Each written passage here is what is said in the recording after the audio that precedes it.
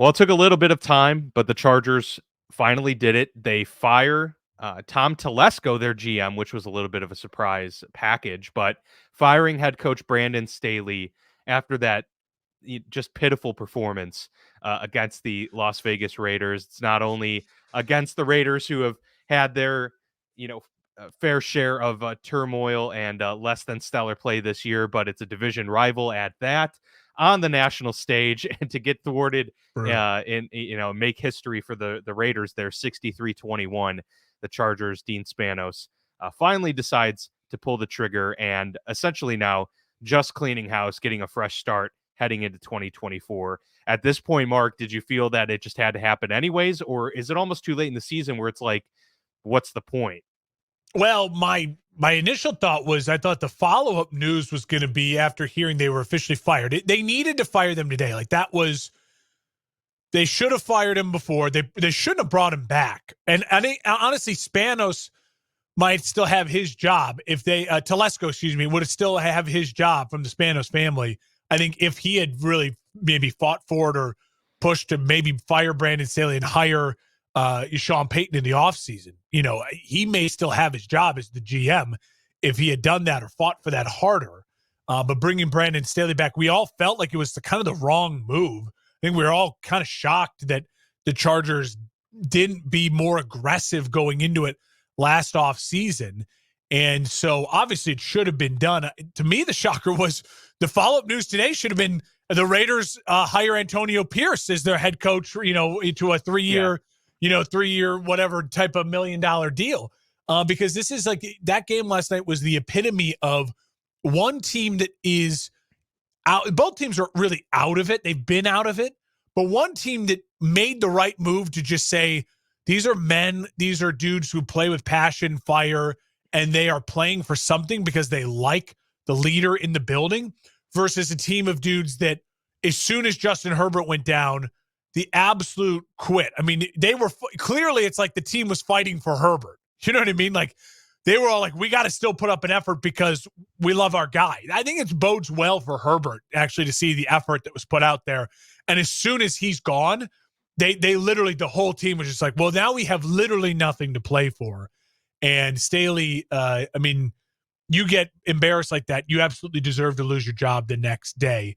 And I will say that the idea now that we have that opening, we have the Carolina opening.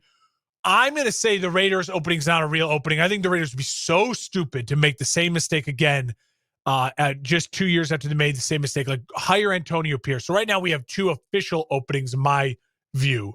It's a obviously much better job than the Panthers, but it comes with a lot of responsibility. It comes with a division that is really tough with Patrick Mahomes inside of it, and it comes with ownership that historically is kind of cheap, and in a culture with the Chargers. Yeah, they've been winning. They've had winning seasons and winning years, but overall, it's a culture of just like disastrous collapses, losses, embarrassing playoff exits. The Chargers feel closer to the Bears and the Commanders, even though they've won a lot more games than the Bears and the Commanders over the last 20 years. You know what I mean? It's just one of those weird organizations that just has a crazy history of absolute monumental blunders. And so, yeah, it's a desired job because you have Justin Herbert locked up. You have Keenan Allen. You have a really solid offensive line. You have Bosa locked up. So you have pieces, but man, you share a stadium with the big brother in town. You have ownership you don't trust. It's just tough out there. I think that's the thing is, like, since moving from San Diego, they've, in many ways had to kind of rebuild their culture, rebuild their identity as a franchise, off the field, let alone on the field. And so they're still trying to kind of find themselves in a sea of LA fame and sports franchises. Obviously, it's a Laker town, probably always will be. Dodger town too. You got the Dodgers. Lakers are huge, and you've got the Rams who have at least won a Super Bowl and had success in the time that they've been in LA. after moving as well. So yeah, if you're the Chargers, you're on the outside looking in to begin with. So in some ways, there's a little bit less pressure for a head coach to come in, but maybe it is a little bit harder to establish something when you can't rally around a fan base because it doesn't appear that a Chargers fan base really exists, right? Like it's hard to get guys riled up to go play in a stadium when they're not sure if that stadium is going to get filled out. But And obviously, it's they not have the even their quarterback. stadium. You know what I mean? You can at least No, have the pride exactly. in it. It's, Right. and like, I mean, even even the Yeah, because Clippers. the Jets and the Giants at least have history upon history upon Yes. history to build off of, right? And They have establishment. And hell, the Clippers are getting their own stadium. Steve Ballmer's like, I got to get out of Staples now, crypto or whatever the hell they call it now. But I mean, even they were like, we got to get out of the shadow of Big Brother. Like it is yes, it's a desired job, and it will probably still be, even if the Bears job comes open a lot, like it'll be the best job available because of Justin Herbert. It really is. But I mean, you've got to find a way to win in that division with Sean Payton, who's turning it around with Denver, with Andy Reid, the best coach of football, with the best quarterback in football. I mean, it's brutal, man. And my gut reaction is, throw the bag at Harbaugh because he'll come in and change the culture. But I really don't know if Harbaugh wants to leave. And I do think the firing of the GM, Telesco, is a sign that, hey, we are going to be in on Jim Harbaugh, because that's kind of the big thing, right? Harbaugh, he doesn't want to go back to the NFL if he doesn't have some more control over personnel. It seems as though Harbaugh will want to handpick his GM if he comes back. That'll be part of his demands. Seems like Bill Belichick wants to handpick his GM or be the GM wherever he goes if he leaves, if he moves on. So at least the Chargers, I think, did the right thing in that, of saying, listen, we want to be all in. It's kind of like the Cubs and the Ohtani deal. We're talking a lot of baseball here now, but like they were in on it. They said, we're doing whatever we have to do to be in on it. So at least the Chargers are going to sell on their fans, like, we're making the decisions now to be in on it, right? We're in on it. So whether that means they come up empty-handed or not, at least they're going to sell to their fans that we're going to be in on Bill Belichick. We're going to be in on Harbaugh, because we're also firing the GM, and the two biggest available coaches will want to either be their own GM or handpick their GM. Yeah, I think that's the right move. You kind of start from scratch and let a new regime in general come through. Just one thing on that Ohtani note before we go forward, Jeff Passan was on The Score recently, and he talked openly about the fact that Ohtani never even went to meet with the Cubs or anything. It seems like LA was always the spot, and it makes more and more sense as we go forward. But $700 million, I don't think the Cubs were going to get close to that. I heard 550 was in the ballpark for 12. So 10 for 700. Yeah, we're just going to go ahead and give that to the Dodgers. I will say really quickly, I mean, let's just play with the idea. We don't know what other jobs are really going to come open, right? Would you say the Chicago Bears with the number 1 overall pick, and maybe if they fire Eberflus, most likely then that other pick will be a top 5, top 6 pick. So like 2 in the top 6. And then you have Justin Fields as trade bait, or you keep him, whatever you want to do. Would that job be better than the Chargers job? Oh, that's interesting. I would say no, because it's hard to find a franchise quarterback, and you still don't have those questions answered with Justin Fields. Yeah, I know. I like the job because I think it's really you get a chance to be a part of a blue blood NFL franchise. You have a real fan base.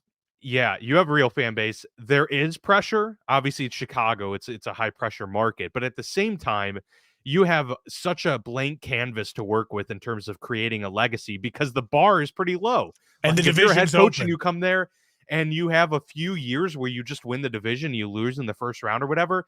That's a pretty solid, successful start a hero. to your run. Yeah, I mean. So there are two things, but I would say LA. I mean, obviously you live in LA, you get to live in a cool part of the country, good weather, you play in a dome, and on top of it you have Justin Herbert. So which job do you think weapons? Which job do you think of the jobs that could be open would then take the cake, if like a better job than the Chargers? Is there the Chargers? I mean, right now I don't think I would want to take the Washington job. I would be much more much more enticed by Chicago's a better Carolina. job than Um, Washington. yeah, and Washington's a better job from a front office because I feel like the front office Yeah. is more grown-ups now. So that would take the cake over Carolina, but everything else about Carolina would win out. So I would say you'd probably go to Carolina over Washington. I think I'd lean Carolina. I think I'd lean Washington. Would you lean Washington? All right. The I new mean, so it's ownership kind of the new ownership seems really great. You know what I mean? Yeah.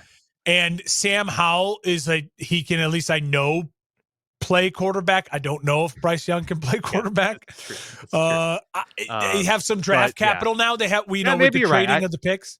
I think it's pretty close, actually. It's close. Carolina's opening is good because the division is wide open, right?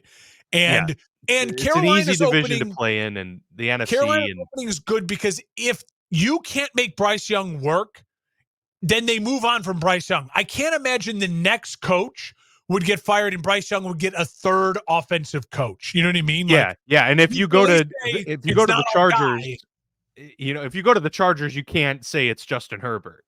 So you're have getting to fired win. again before. Yeah. Yeah. So Exactly. I don't know if there is a job that will be open that will be better than the Chargers. The Bears would be. We can agree. We can agree if Pittsburgh's job opens that's the top. That would be the best job, yeah. Right. Because they have, even though you have Kenny Pickett versus Herbert, you have maybe the best fan base in the country. You have stacked an absolute incredible roster and incredible ownership group. Yes, the division is tough, but people want to play in Pittsburgh because they're kind of like the Cardinals of the MLB. We're talking a lot of MLB today, but they're very similar in the sense where it's like history, winning, we care, kind of us against the world. We kind of operate on your own set of. It's not like a free agent, like it's not glamorous, but free agents go there because it's the history, it's Pittsburgh, it's St. Louis, it's the Cardinals. And so they're the biggest ticket in town by a mile.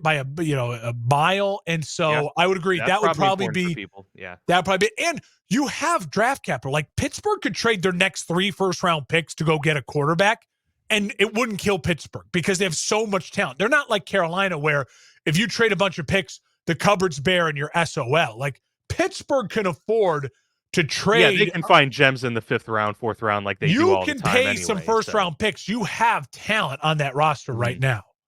Yeah, sure. So, the Chargers is a very we did it. A very good. We did it. We found the job. We found the one job. That probably is likely not going to become available. So the Chargers will be the hot. And, outside of Washington, which we do anticipate a coaching move made there, I'm not sure if we anticipate what other coaching the NFC South feels like whichever coach doesn't win will get fired. I feel like Dennis Allen, if the Saints don't make it, he's out. He's probably the one for sure. I feel like Arthur Smith could might survive. Run. He could survive as long as they don't finish third. If they finish second and they're battling, I think Arthur Smith could survive it. But it feels like if Todd Bowles, like if they don't win, it feels like that. Well, maybe you fire Todd Bowles. So the NFC South, I'd keep an eye on. Yeah. So there might be up to maybe 3 more that we anticipate moving forward. So that'll be interesting to see what candidates come available, and that is why. I will say, I agree with you. I think Antonio Pierce has. Done enough. I know they did just get shut out last week, so it's like, oh well, But what a bounce back! Talk about his team fighting for him. Yeah, his team's fighting for him. The players have already, made it known that they clearly really, really like him. And honestly, man, that's like half the battle when you get a coach. Like you don't know when you hire a guy if the players are gonna love him, right? I mean, you can hear from sources elsewhere and other teams say, oh yeah, the players love him, but you never really know how your guys will react. You already have that answered in Vegas. Yeah. You don't have other things answered, like, how does he create a staff? How does he create, game plans for the course of a season? Things like that, obviously.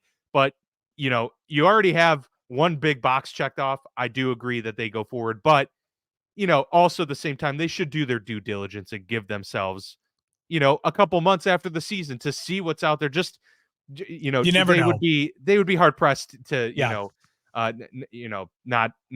try and test those waters out a little bit, but we agree on that front for sure. We are in full agreement on both the state of the Chargers and the Raiders. Before we get into some awesome Saturday games that are coming up tomorrow, Huge weekend. let's talk. Well, first, Isaiah Pacheco was just announced before this show that he is That's a out for a bummer. second straight week for the Chiefs. They do play the Patriots, who have one of the better run defenses in the league anyway, so it's probably going to be tough sledding. But now this pretty much ensures that the Chiefs won't be able to run the ball at all. I'm not super convinced that this is like an easy win for the Chiefs at all. I mean, the Patriots stink. They're not good. The Chiefs have a very good defense too, so it's going to be, tough for Bailey Zappi. But look, if this becomes a thing with Pacheco where he's out for a couple weeks, I mean, this can kind of get out of hand for Kansas City, where they're talking about, starting to lose a grasp on the division, dare I say it. Honestly. I mean, Broncos are doing pretty well. You hate to say it's a must win, but it feels like it's a must win. I think the fact that the Pacheco's out signals to me that Kansas City feels confident that they are going to be able to move the ball against this Patriots team. I feel like if this was a playoff game, like Pacheco would probably play. But I also think Kansas City's smart enough to know the most valuable thing for them right now. You said it last week. I mean, Pacheco's been the D1 real main consistent on their offense. The smartest thing for them right now is to make sure he's healthy when they do make the playoffs. Yeah. And so I think if you give him an extra weeks of rest against a really great run defense in New England, that you say to yourself, all right, Pat, like, he's not coming into it this week. We know what we did last week with Clyde Edwards-Helaire. What can we, I don't want to overreact too much. If the Kansas City loses this game, then yeah, obviously we're going to really have to think about Kansas City is completely falling off the map. And that leads me to quickly say, one of the things like I love so much about this show and what we've decided to do is traditional power rankings. I hate, like, the idea of like having to like, okay, which team is better than which team week by week. We know that's just not how it works, right? Like yes, you can say to yourself, oh my God, that team beat that team. Well, then how can they beat ahead of them in the power rankings, whatever? The Super Bowl plane is causing some stirs on the social media, which I love, because people, they see it and they instantly react like, oh my God, how is Kansas City still in first class? And that was one of the big things, like our guy Tyler Dawson commenting a lot on it, and people, it's like, again, it's based on the fact of right now, not which team is better than which team.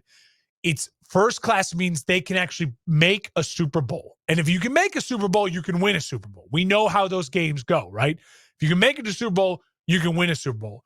And right now, when you look around the AFC, this morning on December 15th, how can you not still feel confident that Kansas City can make the Super Bowl? Like, I get it. They've hit a rough patch. Teams hit rough patches. If they lose this weekend, then Kansas City's not going to be in first class anymore. They're going to, I don't know who in the AFC, maybe then it's only going to be the Ravens. But as of right now, you can't sit there and say the panic button is so bad that you can't see Kansas City at all playing in an AFC championship game, even at Baltimore, and finding a way to win that game. If they lose in a bad fashion to a New England Patriots team on the road, well then we're gonna have to have some real discussions about Kansas City, and they might have to talk about making some changes in Kansas City. I'm not going there yet. I will be prepared to go there after a loss against the Patriots. Yeah, that would be 3 losses in a row. The good news for the Chiefs is they have the Raiders, the Bengals, the Chargers. Hey, we said the good news for the Steelers 2 weeks ago is they had the Cardinals, the Patriots. Yeah, well, the Chiefs are not the Steelers. I'm confident in that much. True. So they do have an relatively easy end to their schedule. So the Chiefs, if they do fall 3 in a row, have an opportunity to put together a 3-game win streak and could probably do that. Totally. Let's talk about Cam Newton making some comments that were stirring the pot a little bit. And I don't find it very controversial, but no. Apparently it has caused a lot of controversy with Cam Newton. I forget which podcast he said it on, but he was talking about Dak Prescott, Brock Purdy, that kind of grouping of quarterback play. And he was saying Dak Prescott is a game manager. And he basically just outlined it as that he's not a game changer, but a game manager. And I Yeah. thought that was an interesting, we talked about this before the show that, I personally hadn't heard that before. I think that's an interesting saying where you delineate guys between being game managers and game changers. And obviously Newton considers himself in the game changer category, which I would think is accurate. But a lot of people are upset because they think that Dak Prescott being labeled a game manager is a diss and a disrespectful statement to the quarterback Yeah. for all of he's done. Did you read into it that way, or did you actually think it was in some ways a badge of honor? I think he nailed it. And I really love the idea of separating guys between game changers and game managers. I would also add, though, the one thing that I would add to it is that there is a difference between the all-time elite quarterbacks and even you can't just say all of them are game changers. Justin Fields, I would argue, if you only have two categories, game changer, game manager, he's a game changer. Yeah, But definitely. his record doesn't mean, like, you know what I mean? Like, he can't win games. So That's why I think it's probably a Venn diagram, and the goats are right in the middle. The goats, then that's exactly, I think that's really key. Like, that's a really, really key statement. Matt Ryan, at his peak, won an MVP, got to a Super Bowl as an elite game manager. But Matt Ryan, overall, is he one of the all-time greats? Well, no, because he didn't have enough game changer in him. Cam Newton won an MVP, got his team to a Super Bowl as an elite game changer. But the reason why Cam Newton's not a Hall of Famer and he's not on the level of Brady, Manning, Breeze, Montana is because he didn't have enough consistent game manager in him. The Venn diagram, absolutely right. Kyler Murray's a game changer, but we have yet to see that Kyler Murray can be a consistent game manager. Where Dak Prescott lives is him and Cam Newton are on the opposite sides of the Venn diagram, where they're both really, really close to being in the middle. But the problem is Cam Newton didn't have enough game manager, and Dak Prescott doesn't have enough game changer. Both of them, though, because they're close enough to that sphere on those one-off seasons, which just feels like that for Dak, felt like that for Cam when they went 15-1 and made a Super Bowl, probably could win an MVP and could lead their team to a Super Bowl. But could they do it consistently enough to win at the highest level? Then you got the funny guys who are like an Eli Manning, who's like, well, she's more of a game manager, but realistically, he had 2 seasons where he was an all-time game changer in the biggest moments. And so, Andy was a really good fourth quarter quarterback. So I think you could consider that game changing. I do like the idea of like separating guys. Like when you look at Caleb Williams, you say to yourself, that dude's a game changer. That's a game changer. You look at a guy like Brock Purdy, the ultimate game manager. Brock Purdy could end up being a Hall of Fame quarterback because he is an elite game manager and he's surrounded by a great organization with a ton of talent. And if he wins a Super Bowl or 2 and plays for 10 years, that dude is not as talented as Cam Newton. Maybe not even as good of a football player as Cam Newton, but he'll be a Hall of Famer. Cam won't, because he will be like in that Dak Prescott, really, really close. Like the all-time great game changers, the ceiling is way higher than the game managers, but the floor is the bottom of the ocean. For all-time game managers like a Kirk Cousins, their floor is really high. They're really high. They're going to be productive, awesome players. So it's a great way to think about it. And so I love the discussion. I don't get mad at Cam at all for saying it. And I don't think there's anything wrong with saying that Dak Prescott is a game manager. I think that's what he is, but he's one of the best game managers we've ever seen. And he has a chance to,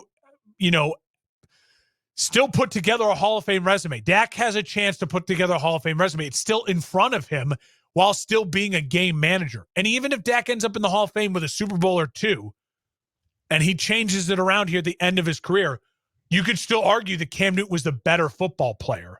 But Dak Prescott had the right mix of the right talent at the right time of his career, where he became, Brady became an elite game manager in the last 5-6 seasons of his career, and he won 3 Super Bowls during that time, where it's like, dude is just he knows the game so well. It's just an elite level when he wasn't a game-changing talent anymore. Tom Brady, 6'5", was drafted in the baseball. Like he was a coming into the NFL was a very big, strong, elite athlete. So what, he wasn't fast. Like, who cares? That's overrated. You don't have to be fast to be a game changer. Yeah, it's a fun discussion, and I like it a lot. Absolutely. We have 3 games coming up on Saturday. It's the first Saturday grouping of Great games this games. year. Every game this weekend matters. I think there's only one game you could argue. There's only one game you could argue like really kind of doesn't matter, and that's like Washington and the Rams, but it matters to the Rams. And then there's the Patriots and the Chiefs, and then the Niners and the Cardinals, where it's like it matters to only one team a lot. But every single game has playoff implications this weekend. It's crazy. Yeah. There's divisional matchups, but then there's also just these teams that have recently either taken huge dips in production or surged in the standings and have like put themselves right on the outside. So like the Bengals are part of that conversation. They are at home playing the Vikings. Steelers and Colts, that's a big matchup because huge. The Colts have the 7 seed right now. Steelers have the 6. And so there's playoff obviously team battle. What's going to happen there. I honestly, the loser of that game might be the odd man out in the playoffs in general. Like, might not be able to get back. It's going to kill them because of head-to-head records. This is divisional game 2, so it's like it's not like an NFC wildcard team. Isn't.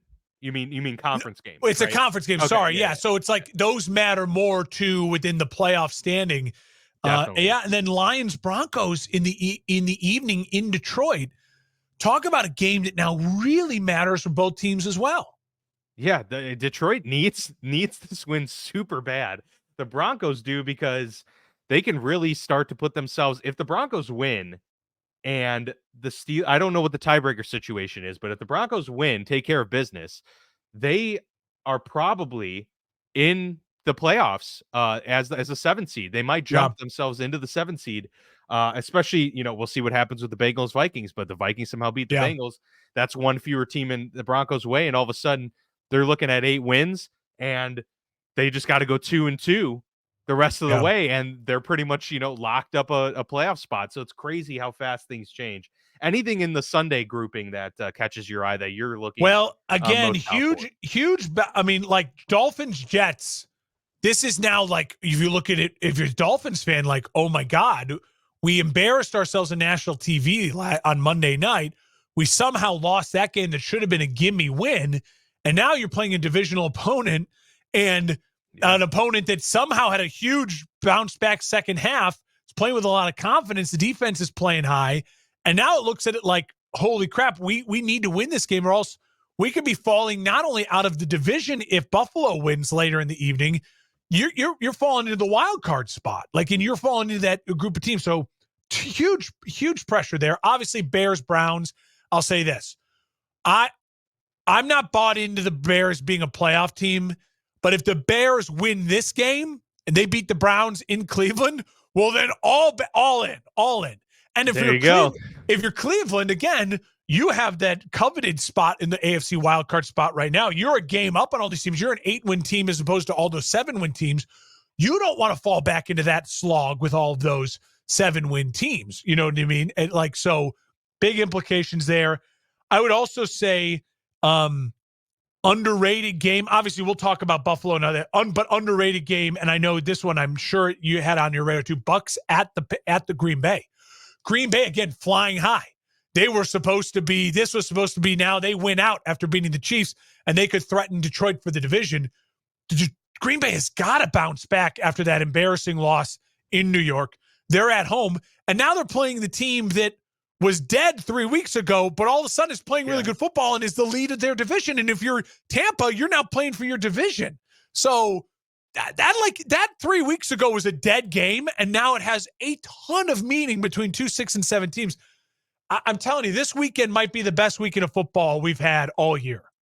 It's really good, and it's going to get better. I imagine it's going to be like this the entire last month of the season, but I agree, like, this is the week really where it starts, where it's like this is almost do or die for a lot of teams, because while you do have 4 opportunities after this, if you get yourself on the outside looking in at this point, it is an uphill battle, no matter how you slice it, because teams tend to play their best football, in December. So like if there are teams surging right now and they pass you, they're likely going to continue that upward trajectory. And now you're going to have to, have some luck fall your way. Really quick for you, and we'll talk about, I want your thoughts on it, and then I can give mine too. Bills at Cowboys, and then Ravens at Jags. Yeah, the Ravens Jags one's really interesting. The two big games, the final games of the Sunday slate. What are your feelings on both those games? Yeah, I feel that the Cowboys probably outmatch the Bills, and so given how opportunistic their defense is and how much pressure they're able to put on quarterbacks, that does give me pause with Josh Allen because he is a home run hitter, but he's also, a guy that lives and dies by the risky play. Yep. And that doesn't mesh well with how the Cowboys play defense. So that would concern me from a Bills perspective. But that being said, like, I don't think it's going to be like what we just saw with the Cowboys Eagles, where the Cowboys really like ran away with it at the end. Like, I think this will still be a close game because Josh Allen will be able to have those moments where, he hits the home run play and gets them back in it in 2 minutes versus, long drives that are needed for some teams to really put themselves back in contention. So I think it'll be a relatively close game. But at this point, man, the way the Cowboys have been playing, like, I can't really count against them. And so the Bills have more on the line. They're basically playing for their lives here, for their playoff lives.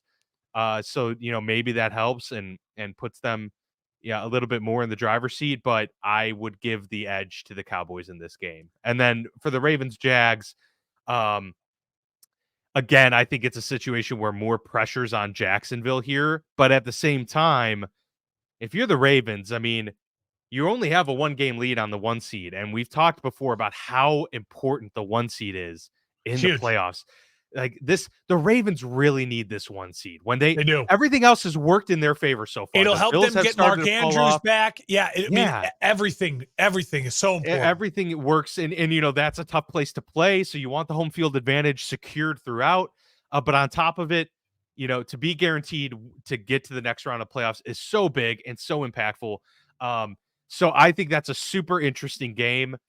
It is in Jacksonville. I like, Trevor Lawrence played really well last week on that bad ankle. I mean, he did throw some picks, of course, but he ended up throwing 3 touchdowns to kind of get that team back in there. And so that one's kind of a push for me. I want to give the edge to Baltimore, but I think it could be pretty close. I love the Bills and I love the Jags this weekend. I really do. Wow. Okay. I think it's one of those I want to hear your Bills argument because I could definitely see the Jags. I think here's the thing: is the Bills have found a way to have life, and I think they were a team that could have absolutely collapsed last week. The fact that they didn't collapse when their coach had to give that press conference about 9/11, and they found a way to escape the vaunted Kansas City Chiefs with a win when the Kansas City has just been the Bills slayer, the 13 seconds, all these things. I know the Bills have won there the last couple of years of the regular season, but I just felt like it was a huge monkey off their back.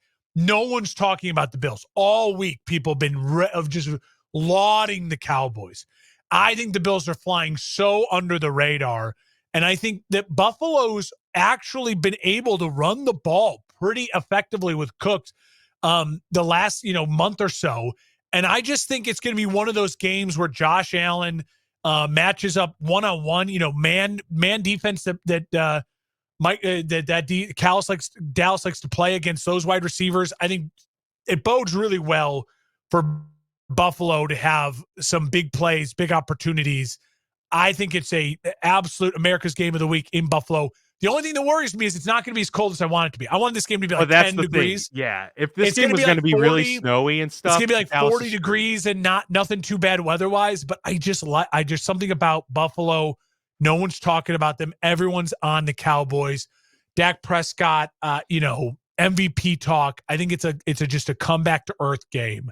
And for the Bills, they are absolutely every week's a playoff game for them right now. And I think they extend their life. And then Jacksonville, I feel similar. Like, I mean, Baltimore hasn't played a complete game of football since that Lions blowout.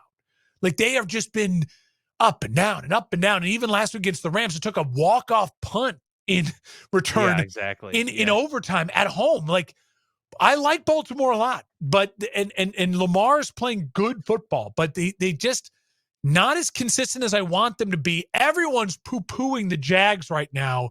So I just feel that like it's a momentum shift there at home. Everyone's hating on the Jags, that they're underdogs at home. I think this is a Jacksonville, Trevor Lawrence puts on the cape type of game. I have no rhyme or reason schematically to feel that way. It's just my gut. And so I'm going to trust it. Fair enough. Fair enough. They are home, and Trevor hopefully is on Monday is feeling nicely rested. If the Cowboys blow them out and the Ravens win in a landslide, we won't have a show. We'll just pretend I didn't. I'll have to take Pepto or something. My gut will have been wrong. Well, maybe you'll just have to eat. I will do a Buffalo shot. Wild Wings, Carolina. No. I'll just do a shot of Pepto Bismol on the show on Monday if both those teams lose. Oh, beautiful! All right. I'm looking forward to that for sure. I always keep Pepto on the desk. Got to keep Pepto on the desk. When you're over 30, you know what I'm talking about, gentlemen. Yeah, no doubt. So Chargers clean house. Raiders are looking good with their new head coach potentially in the waiting. And we've got a lot of exciting games coming up here this weekend, both Saturday and Sunday. We'll talk about it, as always, on Monday with our Week 15 recap. But that'll do it for us here on the Football Lounge. From Mark, I'm Dan. We'll see you soon.